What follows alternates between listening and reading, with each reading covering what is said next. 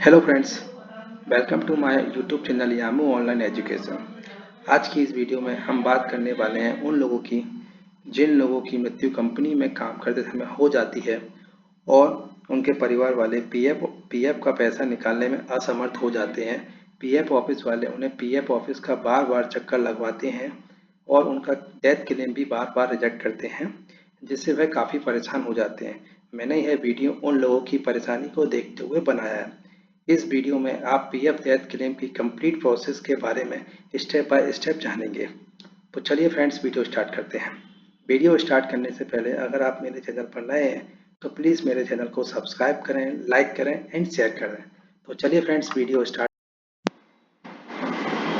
दोस्तों, सबसे पहले आपको अपने यहाँ पर मोबाइल नंबर फिल करना होगा। फिर इसके बाद ये प्रोविडेंट फंड एंड पेंशन पर टिक करेंगे। ईडीएलआई ईडीएलआई पर दोस्तों आपको तभी टिक करना है जब मेंबर की मृत्यु कंपनी में काम करते समय होती है, तभी ईडीएलआई का बेनिफिट मिलता है। ईडीएलआई का बेनिफिट 7 लाख तक का होता है, जो कि डिपेंड करता है मेंबर की बेस सैलरी के ऊपर। इनकी मृत्यु कंपनी छोड़ने के बाद हुई है, तो हम यहाँ पर इसको टिक नहीं करेंगे। मृतक सदस्य का नाम कैपिटल लेटर्स में यहाँ पर फिल करना है। पिता का नाम, पत्नी का नाम, मृतक सदस्य की वैवाहिक स्थिति, मैरिड, मृतक सदस्य का आधार नंबर, यहाँ पर आप अपना आधार नंबर फिल करेंगे मृतक सदस्य का। उसके बाद यूएन नंबर आ जाएगा मृतक सदस्य का। यहाँ पर आप एनए कर देना, यहाँ ब्लैंक छोड़ दें। सेवा छोड़ने की तिथि, डेट ऑफ लिविंग इनकी ये है। फिर उसके बाद क्या आपने स्कीम सर्टिफिकेट के लिए अप्लाई किया था? अगर अप्लाई किया था तो यस आएगा, नहीं किया था तो नो नो आएगा। देन फिर उसके बाद यहाँ पर सारे नो अपन को फिल कर देना है। सदस्य की मृत्यु की तिथि, डेट ऑफ डेथ, दोस्तों इनने कंपनी पहले ही छोड़ दी थी, उसके बाद इनकी मृत्यु बाद में हुई है, इसीलिए इनको ईडीएलआई का बेनिफिट नहीं मिलेगा। तो दोस्तों यहाँ पर इनकी मृत्यु 22/10/2023 में हुई है और इन्हें कंपनी 30/7/2023 में छोड़ दी थी। मृतक सदस्य की मृत्यु सेवा काल के दौरान हुई थी, हाँ या नहीं? तो यहाँ पर नो आएगा, बाद में हुई है इनकी मृत्यु। दावा करता, जितने भी दावा करता है दोस्तों, यहाँ पर इनकी वाइफ आ जाएगी और इनके 2 बच्चे हैं, तो ये दोनों दावा करता आ जाएंगे। तो पूजा इनकी वाइफ हैं और सूरज और सरोज इनके बच्चे हैं। देन फिर उनके बाद यहाँ पर उनके पिता का नाम, Aadhaar number, gender, date of birth, वैवाहिक स्थिति, सदस्य के साथ मेंबर, रिलेशनशिप विद सदस्य, तो यहाँ पर जो भी उनका संबंध है वह अपने आप यहाँ पर अकॉर्डिंग फिल कर लें।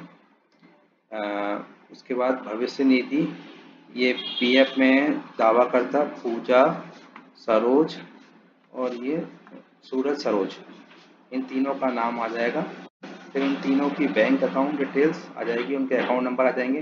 दोस्तों यहाँ पर आपको ध्यान देने वाली बात यह है कि आपका बैंक अकाउंट नंबर यहाँ पर पीएफ डिपार्टमेंट दो ही सिलेक्ट करता है, 2 ही बैंक सिलेक्ट करता है, एक पीएनबी और एक एसबीआई। अगर आपने यहाँ पर पीएनबी और एसबीआई के अलावा कोई भी सिलेक्ट लेता नहीं है, रिजेक्ट कर देता है। तो अगर आपने यहाँ पर पीएनबी सिलेक्ट किया है, पीएनबी अकाउंट, तो पीएनबी अकाउंट सेम ब्रांच में आपके तीनों के अकाउंट होने चाहिए, सेम ब्रांच में। और अगर एसबीआई किया है तो वो भी सेम ब्रांच में होना चाहिए। अगर दोस्तों यहाँ पर 2 लोगों का पीएनबी में है और एक का एसबीआई में है, तो वह फॉर्म रिजेक्ट हो जाएगा। तो इसीलिए तीनों सेम ब्रांच होना चाहिए और सेम बैंक होना चाहिए। फिर सेम यही डिटेल्स यहाँ पे आप नीचे फिल कर देना है। फिर देन उसके बाद आपको यहाँ पर अपना एड्रेस फिल करेंगे। यहाँ पर एड्रेस फिल करने के बाद ये पिन कोड यहाँ पर आपको फिल करना है। फिर दावाकर्ता के यहाँ पर हस्ताक्षर हो जाएंगे और नाम लिखना है। फिर उसके बाद एम्प्लॉयर, आपको एम्प्लॉयर से सील साइन, यहाँ पर एम्प्लॉयर के साइन और सील करवाना है। फिर दोस्तों आपको यहाँ पर इसमें क्या क्या डॉक्यूमेंट सबमिट लगाने हैं, वह डॉक्यूमेंट आप समझ लीजिए। मृतक सदस्य डेथ सर्टिफिकेट, जो मृतक सदस्य है उसका ओरिजिनल डेथ सर्टिफिकेट लगेगा। सभी दावाकर्ताओं का जॉइंट फोटोग्राफ्स, जितने तीन, ये यहाँ पर 3 दावाकर्ता हैं तो तीनों का एक जॉइंट फोटोग्राफ्स लगेंगे बड़े साइज में, और 3 फोटोग्राफ्स लगते हैं इसमें। दावा करने वाले बच्चों का जन्म प्रमाण पत्र, 2 यहाँ पर बच्चे हैं सूरज और सरोज, तो इनका यहाँ पर जन्म प्रमाण पत्र लगेगा। देन योजना अगर अप्लाई किया था तो नो, अगर ये है तो ठीक है, नहीं है तो इसको सबमिट करने की ज़रूरत नहीं है। देन फिर उसके बाद बैंक अकाउंट, यहाँ पर बैंक अकाउंट की पासबुक लगेगी, वेरीफाइड होना चाहिए सील साइन वाली बैंक से। फिर उस ये सब डॉक्यूमेंट उसके साथ में, इसके साथ में एक एडिशनल आधार कार्ड भी लगा दें सब डॉक्यूमेंट के साथ में। फिर इन सारे डॉक्यूमेंट्स को और फॉर्म को एम्प्लॉयर से सील साइन करवा के आप अपने पीएफ डिपार्टमेंट में जमा कर दें, आपका डेथ क्लेम कभी रिजेक्ट नहीं होगा। तो चलिए दोस्तों, ये फॉर्म फिल करने के बाद मैं आपको एक क्लेम सेटलमेंट ऑर्डर भी दिखा देता हूँ।